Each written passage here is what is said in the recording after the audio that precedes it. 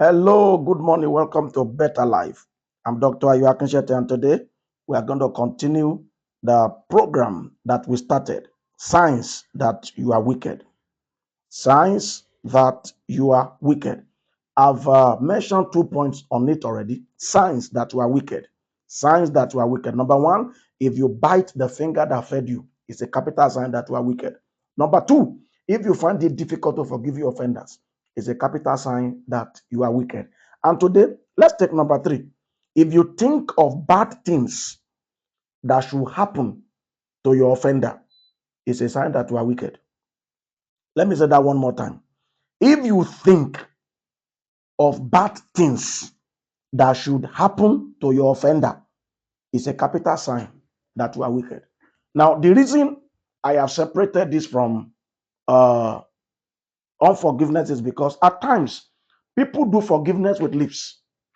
Yeah, the person that offended you has come around. Oh, I'm sorry for what I did, and you say, "Well, it's okay, it's okay." What you done here? What you done here? That's lips. Many people forgive from their lips, but their heart has not forgiven, and that's what the problem is. Some people even think they are genuinely forgiven, but every time they think of the person who offended them, there are bad things crossing their mind. How do you know you are wicked? You are wicked if you are thinking that bad things should happen to somebody because he offended you. You are wicked if you are thinking of bad things, bad things to happen to somebody else. Some people can't think anything good to happen to somebody because the person has offended them. Listen, we have said before and we want to say again, human beings are naturally bad. It's not their design. The fall of Adam caused it.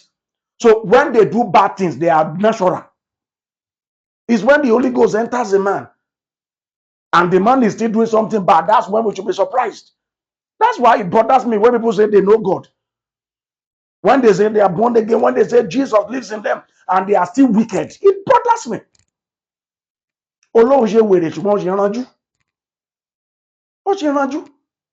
I hope you know that the reason God destroyed the earth the first time was because of wickedness. Genesis chapter 6. Genesis chapter 6.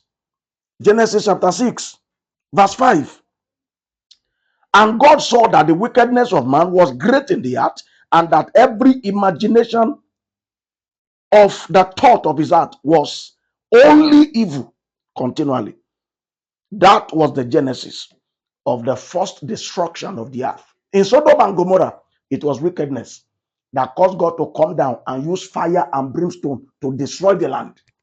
And the same wickedness in our generation is still prevailing. It's just that in our time, God is not destroying everybody now. No, we are close to the end already. So everything will be destroyed at the same time. And then the wicked will be taken to hellfire, and the righteous will be taken to live with God forever. Listen, what you are doing matters. Uh, what you are doing matters. And what you are doing begins with what you are thinking. If you smile at somebody and you are thinking bad of the person, thinking of evil that should happen to the person that will make you happy, you are already wicked. Basically, as far as God is concerned, what you do is not what God marks. What God marks is what you are thinking. You know, you can be forced to do something that you don't want to do. Yeah. Circumstances at times can make you do some things you are not proud of. You don't want to do it. You don't like to do it, but you find yourself doing it. You find yourself doing it. Yeah. God will mark your thoughts. Yeah. Mhm. Your thought matters to God. As far as God is concerned, if you are thinking it, you have done it. You are thinking it, you are doing it. In the words of Jesus, he said, if you look at a beautiful woman as a man and you think of sleeping with her, Jesus said, you have committed adultery already. You have committed fornication already. So, as far as God is concerned, thinking it is doing it. So, the real action happens in your heart. You look at somebody and you are thinking, if not that murder will take me to prison, I would have just killed this man. You know what you have just done? You just killed the man. As far as heaven is concerned, murder has been written against you. Murder charge. Not on the earth, oh, in heaven. You have just killed a man. As far as God is concerned. Look, many of us do not realize that the evils we are thinking, they are already counted against us before God. Your thought is your action. As far as God is concerned, your thought is your action. What you are thinking is what you have done. So somebody has offended you, offended your parents, offended your siblings, offended your spouse, offended your children, and then you are thinking evil of the person. Basically, you have done the evil you are thinking. Even though you have not carried the evil out physically, but as far as God is concerned, you have done it. So be careful what goes on in your heart. Be careful what goes on in your heart. Be careful what goes on in your heart. Be careful what goes on in your heart. Number 4, signs that you are wicked.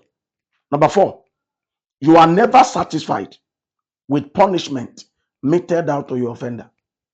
You know, at times, somebody has done something wrong to you and then they punish the person. And you are thinking in your heart that it's not enough. It's not enough. It's a sign that you are wicked. Capital sign that you are wicked. Now, let me sincerely say once again, we are not here to condemn anybody. We are only here to fish out what is contaminating your life. We are not here to condemn anybody. We are only here to help you see what is contaminating your life, to help you see what may be the reason your prayers are not answered, to help you see what may be the reason you don't have power. You pray against the mountain, it's not moving. Not because the name of Jesus is not powerful, but because you are a wicked person. And your wickedness is tampering with your power level. Your wickedness is tampering with your authority. Somebody offended you and something bad happened to the person. And you tell yourself, oh, but that's just the beginning. You are wicked. Yeah, you are. You are wicked. Even if the evil that just befell somebody who offended you is a punishment for what he has done to you, you shouldn't rejoice over it. You shouldn't be thinking it's not enough. Who are you to measure punishment? Now, I'm not talking of administration, admin punishment. There are administrative punishments. If somebody does wrong at work, there are people assigned with their job to punish the person. If you are that kind of a person, you are in that kind of an office, please measure punishment and give it to those who deserve it. You are doing your job. But we are talking of general life now. General life. Somebody has done something wrong. Maybe it's not something you can allow the justice of your country to take over. You know, there are issues for which you can trigger justice from the government. You can forgive and let government take over. You report to the government. There are matters that may not warrant such. But then you should be careful. Careful that deep in your heart, you are not thinking it's not enough. Some will even say it out. No. What has happened to him is bad, but it's not bad enough. If you think like that, I can assure you, it's a capital sign that you are wicked. Capital sign that you are wicked. A capital sign that you are wicked. You know, I have seen people that somebody offended them and then it was discovered and they were punished. They were even the ones begging for the person to be pardoned. They were even the ones begging for the punishment to be softened. But there you are, in your own case, you are the one looking out for how the judgment will be harder. Number 5, signs that you are wicked. You are never slack when you see opportunities to deal with people who once hurt you. It's a sign that you are wicked. Some people are looking for opportunities to revenge, opportunities to get back at those who offended them. If you are like that, I can assure you, it's a capital sign that you are wicked. Some people will even pay for opportunities to be able to inflict hurt on their offenders. A woman paid her way to be principal in a school where a fellow teacher who once offended her was teaching. She wanted to deal with her personally. What a wicked heart. What a wicked heart. That is, she paid her way to be principal in that school. She paid for transfer to that school. Why? Not that the school is better than where she was. Oh. She just wanted to be the principal of that woman directly so that she can deal with her. Look, people don't realize that the moment you begin to think of wickedness, the devil has taken over your heart. Yeah, he has taken over. He has taken over. He has taken over. Every act of wickedness, every thought of wickedness is supervised by Satan. The thought of wickedness, the ideas of wickedness, the action of wickedness, they are under Satan's scrutiny. So already you have become a puppet of Satan. A puppet of Satan. How do you know you are wicked? This is a capital sign. Capital sign. When you are looking for opportunity to get back at the person who offended you, when you are looking for chances to get back, opportunities to get even, you are truly, truly wicked and you need to work on yourself. And let me tell you sincerely, if you are looking for opportunity to get even, opportunity to revenge, opportunity to get back at the person who offended you, the devil will make sure you get it. That I can promise you.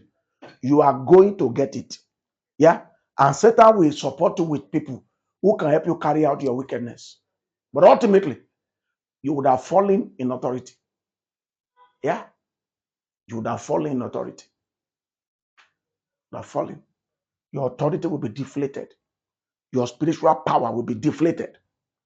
The angels walking around you will step back because what you are doing is a capital sign that they should not be around you.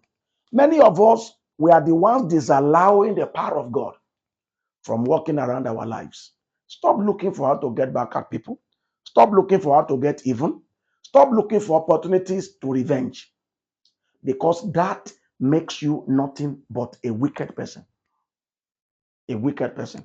You should rather look for opportunity to do good to the person, to prove to the person that you are forgiving him. You should rather look for chances to be nice to the person or to those who are coming from the person's spouse, the person's children, as a capital sign that you are forgiving the person.